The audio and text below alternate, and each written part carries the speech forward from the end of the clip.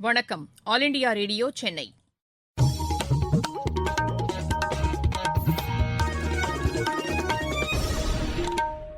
மாநிலச் செய்திகள் வாசிப்பவர் சுமித்ரா ரத்னம். தலைப்புச் செய்திகள்: டிஜிட்டல் சேவையின் பலன்கள் அனைத்து தரப்பினரையும் சென்றடைய வேண்டியதன் அவசியத்தை குடியரசுத் தலைவர் திரு ராம்நாத் கோவிந்த் வலியுறுத்தியுள்ளார். ஆகாஷ் ஏவுகணை ஏற்றுமதிக்கு மத்திய அமைச்சரவை ஒப்புதல் அளித்துள்ளது. முதலீடுகளை ஈர்ப்பதில் தமிழகம் முன்னணி மாநிலமாக திகழ்கிறது என்று மாநில அரசு தெரிவித்துள்ளது. தமிழக அரசு வழங்கும் அதிகாரப்பூர்வ டோக்கன்களுக்கு மட்டுமே பொங்கல் பரிசு வழங்கப்படும் என்று மாநில அரசு சென்னை உயர்நீதிமன்றத்தில் உத்தரவாதம் அளித்துள்ளது. உலக டெஸ்ட் கிரிக்கெட் சாம்பியன் போட்டிக்கான தரவரிசை பட்டியலில் இந்தியா 2வது இடத்தில் நீடிக்கிறது. இனி விரிவான செய்திகள். டிஜிட்டல் சேவையின் பயன்கள் அனைத்து தரப்பினரையும் சென்றடைய வேண்டியதன் அவசியத்தை குடியரசுத் தலைவர் திரு ராம்நாத் கோவிந்த் வலியுறுத்தியுள்ளார். நடப்பாண்டிற்கான டிஜிட்டல் விருதுகளை காணொலி காட்சி வாயிலாக இன்று வழங்கி அவர் பேசினார். கோவிட் பாதிப்பினால் எழுந்த சவாலான சூழ்நிலையை வாய்ப்புகளாக மத்திய அரசு உருவாக்கியதாகவும் அவர் குறிப்பிட்டார். டிஜிட்டல் கட்டமைப்புகளை வலுப்படுத்தியதே இதற்கு காரணம் என்றும் அவர் கூறினார். மருத்துவம் முதல் நீதித்துறையின் சேவை வரை அனைத்தும் டிஜிட்டல் முறையில் வழங்கப்பட்டதை சுட்டிக்காட்டிய அவர், இது தமக்கு மகிழ்ச்சி அளிப்பதாக உள்ளது என்று தெரிவித்தார். விண்ணப்பம் முதல் விருது வரை இது தொடர்பான அனைத்து நடவடிக்கைகளும் டிஜிட்டல் முறையிலேயே மேற்கொள்ளப்பட்டதாகவும் அவர் கூறினார். மின்னணு நிர்வாகத்தில் புதுமை கண்டுபிடிப்புகளுக்கு ஊக்கமளிக்கும் வகையில் இந்த விருதுகள் வழங்கப்படுவதாகவும் திரு ராம்நாத் கோவிந்த் தெரிவித்தார். உள்நாட்டிலேயே வடிவமைக்கப்பட்ட ஆகாஷ் ஏவுகணை ஏற்றுமதிக்கு மத்திய அமைச்சரவை ஒப்புதல் அளித்துள்ளது. இன்று புதுதில்லியில் பிரதமர் திரு நரேந்திர மோடி தலைமையில் நடைபெற்ற அமைச்சரவைக் கூட்டத்தில் இதற்கான முடிவு மேற்கொள்ளப்பட்டது. இதனை செய்தியாளர்களிடம் தெரிவித்த மத்திய அமைச்சர்கள் திரு பிரகாஷ் ஜவடேகர் மற்றும் திரு மன்சுக் மண்டாவியா, ஏற்றுமதிக்கான ஒப்புதல்களை விரைவில் வழங்குவதற்கென குழு ஒன்று அமைக்கவும் அனுமதி அளிக்கப்பட்டுள்ளதாக தெரிவித்தனர். பாதுகாப்பு தளவாடங்களுக்கான ஏற்றுமதி இலக்கை எட்டும் நோக்கில் இந்த நடவடிக்கை எடுக்கப்பட்டுள்ளதாகவும் அவர்கள் கூறினர். எத்தனால் உற்பத்தியை அதிகரிக்க வகை செய்யும் மாற்றியமைக்கப்பட்ட திட்டத்திற்கும் மத்திய அமைச்சரவை ஒப்புதல் அளித்துள்ளது. இதற்கிடையே ஆகாஷ் ஏவுகணை ஏற்றுமதிக்கு மத்திய அமைச்சரவை ஒப்புதல் அளித்துள்ளது வரவேற்கத்தக்கது என்று பாதுகாப்புத்துறை அமைச்சர் திரு ராஜ்நாத் சிங் கூறியுள்ளார். சுயசார்பு இந்தியா இயக்கத்தின் கீழ் பல்வேறு ரக பாதுகாப்பு தளவாடங்கள் மற்றும் ஏவுகணைகள் உள்நாட்டிலேயே தயாரிக்கப்படுவதாகவும் திரு ராஜ்நாத் சிங் தெரிவித்தார். மக்களுக்கு அளித்த வாக்குறுதிகளை அஇஅதிமுக நிறைவேற்றியிருப்பதாக அஇஅதிமுக இணை ஒருங்கிணைப்பாளரும் முதலமைச்சருமான திரு எடப்பாடி பழனிசாமி கூறியுள்ளார்.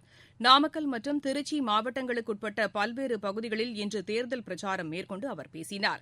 மக்கள் நலனுக்காக அஇஅதிமுக அரசு பல்வேறு திட்டங்களை நிறைவேற்றியிருப்பதாக கூறி அவற்றை பட்டியலிட்டார். மருத்துவ படிப்பு மாணவர் சேர்க்கையில் அரசு பள்ளி மாணவர்களுக்கு 7.5% உள்ஒதுக்கீடு வழங்கப்பட்டுள்ளதையும் அவர் சுட்டிக்காட்டினார். மக்களுக்கு கொடுத்த வாக்குறுதிகள் அனைத்தும் திட்டங்களாக நிறைவேற்றப்பட்டிருப்பதாகவும் திரு எடப்பாடி பழனிசாமி தெரிவித்தார். தமிழகத்தில் தேசிய ஜனநாயக கூட்டணி கட்சிகளிடையே நல்லுறவு தொடர்ந்து நீடித்து வருவதாக பிஜேபி தேசிய செயலரும் மாநில விவகாரங்களுக்கான பொறுப்பாளருமான திரு சி.டி. ரவி கூறியுள்ளார். இன்று சென்னையில் செய்தியாளர்களிடம் பேசிய அவர், தேர்தல் தேதி அறிவிக்கப்பட்டவுடன் தொகுதி பங்கீடு குறித்த பேச்சு நடைபெறும் என்றார். தொல்லியல் அலுவலர் பதவித் தேர்வில் குளறுபடிகள் நடந்துள்ளதாகவும் அதனை களைவதற்கு தமிழக அரசு உடனடி நடவடிக்கை எடுக்க வேண்டும் என்றும் திமுக தலைவர் திரு மு க ஸ்டாலின் வலியுறுத்தியுள்ளார். இன்று வெளியிட்டுள்ள அறிக்கையில் இக்கோரிக்கையை விடுத்துள்ள அவர், இந்த தேர்வில் பங்கேற்று நிராகரிக்கப்பட்டவர்களில் 3 பங்கு மாணவர்கள் தமிழ் துறையைச் சேர்ந்தவர்கள் என்றும் குறிப்பிட்டுள்ளார். இதனை களையும் நோக்கில் முன்னுரிமை இடஒதுக்கீட்டின் பயன் தமிழக மாணவர்களுக்கு சென்றிட தேவையான நடவடிக்கைகளை முதலமைச்சர் மேற்கொள்ள வேண்டும் என்றும் திரு ஸ்டாலின் கூறியுள்ளார். மாநில அரசு வழங்கும் அதிகாரப்பூர்வ டோக்கன்களுக்கு மட்டுமே 2500 ரூபாயுடன் கூடிய பொங்கல் பரிசு தொகுப்பு வழங்கப்படும் என்று தமிழக அரசு சென்னை உயர்நீதிமன்றத்தில் உத்தரவாதம் அளித்துள்ளது. இந்த பரிசு தொகைக்கான டோக்கன்களில் அஇஅதிமுக சின்னம் மற்றும் தலைவர்களின் படங்கள் இடம்பெற்றிருப்பதாக கூறி அதற்கு எதிர்ப்பு தெரிவித்து திமுக சார்பில் தாக்கல் செய்யப்பட்ட மனுவை அவசர வழக்காக நீதிபதிகள் திரு மகாதேவன், திருமதி அனிதா சுமந்த் ஆகியோர் அடங்கிய அமர்வு இன்று விசாரணை செய்தது. அப்போது தமிழக அரசு சார்பில் ஆஜரான தலைமை வழக்கறிஞர் திரு விஜய் நாராயணன், 2 இடங்களில் மட்டுமே அஇஅதிமுகவினர் ஆர்வ மிகுதியால் இதுபோன்ற படங்கள் இடம்பெற்ற டோக்கன் விநியோகம் செய்ததாக தெரிவித்தார். மாநில அரசினால் வழங்கப்படும் டோக்கன்களுக்கு மட்டுமே பரிசுத் தொகை வழங்க வேண்டும் என்று நியாய விலைக் கடைகளுக்கு சுற்றறிக்கை அனுப்பப்படும் என்றும் அவர் கூறினார். இதனை பதிவு செய்த நீதிபதிகள் நாளை மாலை 5 மணிக்குள் இந்த சுற்றறிக்கையை அனுப்ப வேண்டும் என்று அறிவுறுத்தினர். நீங்கள் கேட்டுக் கொண்டிருப்பது ஆல் இண்டியா ரேடியோவின் மாநில செய்தி அறிக்கை. கோவிட்-19ற்கு எதிரான போரில் நமக்கான 3 கவசங்கள். முகக்கவசம் அணிவோம், தனிநபர் இடைவெளியை கடைபிடிப்போம், கை மற்றும் முக சுத்தம் பராமரிப்போம். முதலீடுகளை ஈர்ப்பதில் தமிழகம் முன்னணியில் உள்ளதாக மாநில அரசு கூறியுள்ளது. மாநிலத்தில் கடந்த 10 ஆண்டுகளில் மேற்கொள்ளப்பட்ட புரிந்துணர்வு ஒப்பந்தங்களில் 9.4% மட்டுமே செயல்பாட்டிற்கு வந்துள்ளதாக பத்திரிகைகளில் வந்துள்ள செய்தி தவறானது என்று தமிழக அரசு கூறியுள்ளது. இது தொடர்பான விரிவான புள்ளி விவரங்களையும் மாநில அரசு வெளியிட்டுள்ளது. 10 ஆண்டுகளில் போடப்பட்ட ஒப்பந்தங்களில் 82.4% செயல்பாட்டிற்கு வந்துள்ளதாகவும் தமிழக அரசு தெரிவித்துள்ளது. தமிழகத்தில் புரெவி புயலால் பாதிக்கப்பட்ட பகுதிகளை மத்திய குழுவினர் 3வது நாளாக இன்றும் ஆய்வு செய்தனர். நாகை மற்றும் திருவாரூர் மாவட்டங்களில் பாதிக்கப்பட்ட பகுதிகளை இக்குழுவினர் நேரில் பார்வையிட்டனர். திருவாரூர் மாவட்டத்தில் புயல் பாதிப்பு குறித்து அதிகாரிகள் மத்திய குழுவினரிடம் விரிவாக எடுத்துரைத்ததாக எமது செய்தியாளர் தெரிவிக்கிறார். திருவாரூர் மாவட்டத்தில் புரேவி புயல் மற்றும் மழை வெள்ளத்தால் 96,000 ஹெக்டேர் பயிர்களும் தோட்டக்கலை பயிர்களும் பாதிக்கப்பட்டது. பாதிக்கப்பட்ட பகுதிகளை பார்வையிட மத்திய உள்துறை அமைச்சக இணைச் செயலாளர் திரு அசுதோஸ் அக்னிஹோத்ரி தலைமையிலான 8 பேர் கொண்ட மத்திய குழுவினர் திருவாரூர் மாவட்டத்தில் அதிகம் பாதிக்கப்பட்ட திருத்துறைப்பூண்டி, பாமணி, நுணாக்காடு, வட சங்கந்தி, உப்பூர், கோவிலூர் உள்ளிட்ட பகுதிகளை நேரில் பார்வையிட்டு ஆய்வு செய்தனர். அதிகாரிகளிடம் பாதிக்கப்பட்ட பயிர்களை பற்றி கேட்டறிந்தனர். வேளாண்மை துறை இணை இயக்குநர் சிவக்குமார் மற்றும் அதிகாரிகள் மத்திய குழுவினரிடம் பாதிப்பின் தன்மைகள் மற்றும் பாதிக்கப்பட்ட பகுதிகளை புகைப்படங்கள் மூலம் விளக்கி கூறினார்கள். மேலும் அங்கிருந்த விவசாயிகளிடமும் மத்திய குழுவினர் குறைகளை கேட்டறிந்தனர். திருவாரூரில் இருந்து ஆர். விஜயகுமார். நாகை மாவட்டத்திலும் மத்திய குழுவினர் விரிவாக ஆய்வு மேற்கொண்டதாக எமது செய்தியாளர் தெரிவிக்கிறார்.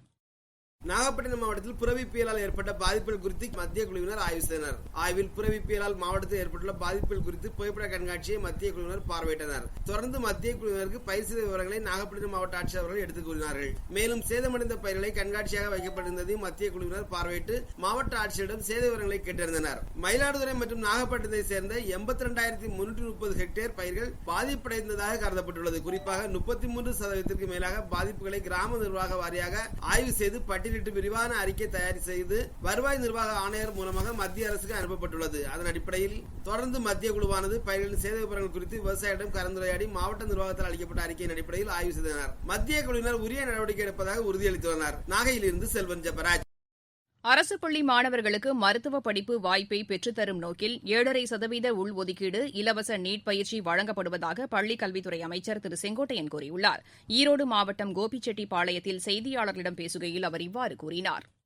நீட் தேர்வை பொறுத்தவரையிலும் தனியார் கல்வி நிறுவனங்கள் அதில் படிக்கின்ற மாணவர்கள் அதற்காகவே சேர்க்கப்படுகிறார். மருத்துவர் தன் மகன் வர வேண்டும் என்ற நோக்கத்தோடு. ஆனால் அரசு பள்ளியிலே படிக்கின்ற மாணவர்கள் அனைத்து துறையிலும் வர வேண்டும் என்றுதான் பெற்றோர்கள் விரும்பி பள்ளியிலே சேர்த்துகிறார். அதுதான் ஊக்கப்படுத்துவதற்காகத்தான் 7.5% இடஒதுக்கீட்டை தந்து 405 மாணவர்கள் இந்தியாவிலே தமிழ்நாட்டிலே வருகிற வரலாற்றை நம்முடைய முதலமைச்சர் படைத்திருக்கிறார். ஒவ்வொரு துறையிலும் இருக்கின்ற நிதி நிலைக்கேற்ப நம்முடைய அரசு அந்த பயன்படுத்தி வருகிறது. நம்முடைய அரசு பள்ளியிலே படிக்கின்ற மாணவர் அனைத்தும் இலவசமாக வழங்கப்படுகிறது. மாவட்டச் செய்திகள். மதுரை வண்டியூர் மாரியம்மன் கோயில் தெப்பக்குளத்தில் படகு சவாரியை கூட்டுறவுத்துறை அமைச்சர் திரு செல்லூர் ராஜூ இன்று தொடங்கி வைத்தார். மதுரை மாவட்டம் வாடிப்பட்டியில் உள்ள வேளாண் ஒழுங்குமுறை விற்பனை கூடத்தில் இன்று 75,000க்கும் மேற்பட்ட தேங்காய்கள் ஏலம் விடப்பட்டன. மாநிலத்தின் பல்வேறு பகுதிகளில் உள்ள சிவாலயங்களில் ஆருத்ரா தரிசனம் இன்று நடைபெற்றது. விளையாட்டுச் செய்திகள். உலக டெஸ்ட் கிரிக்கெட் சாம்பியன் போட்டிக்கான தரவரிசை பட்டியலில் இந்தியா 2வது இடத்தில் நீடிக்கிறது. ஆஸ்திரேலியாவுக்கு எதிரான 2வது டெஸ்ட் கிரிக்கெட் போட்டியில் வெற்றி பெற்றதன் காரணமாக இந்தியாவுக்கு 30 புள்ளிகள் கிடைத்தன. இதன் மூலம் 390 புள்ளிகளுடன் இந்தியா 2வது இடத்தில் உள்ளது. ஆஸ்திரேலியா முதலிடத்தில் நீடிக்கிறது. அர்ஜென்டினாவுக்கு எதிரான ஹாக்கி போட்டித் தொடரில் பங்கேற்பதற்காக இந்திய மகளிர் அணி புதுதில்லியிலிருந்து வரும் 3ஆம் தேதி புறப்படுகிறது. 8 போட்டிகளில் இரு அணிகளும் பங்கேற்கின்றன. முதல் போட்டி அடுத்த மாதம் 17ஆம் தேதி நடைபெறவுள்ளது. மீண்டும் தலைப்புச் செய்திகள். டிஜிட்டல் சேவையின் பலன்கள் அனைத்து தரப்பினரையும் சென்றடைய வேண்டியதன் அவசியத்தை குடியரசுத் தலைவர் திரு ராம்நாத் கோவிந்த் வலியுறுத்தியுள்ளார். ஆகாஷ் ஏவுகணை ஏற்றுமதிக்கு மத்திய அமைச்சரவை ஒப்புதல் அளித்துள்ளது. முதலீடுகளை ஈர்ப்பதில் தமிழகம் முன்னணி மாநிலமாக திகழ்கிறது என்று மாநில அரசு தெரிவித்துள்ளது. தமிழக அரசு வழங்கும் அதிகாரப்பூர்வ டோக்கன்களுக்கு மட்டுமே பொங்கல் பரிசு வழங்கப்படும் என்று மாநில அரசு சென்னை உயர்நீதிமன்றத்தில் உத்தரவாதம் அளித்துள்ளது.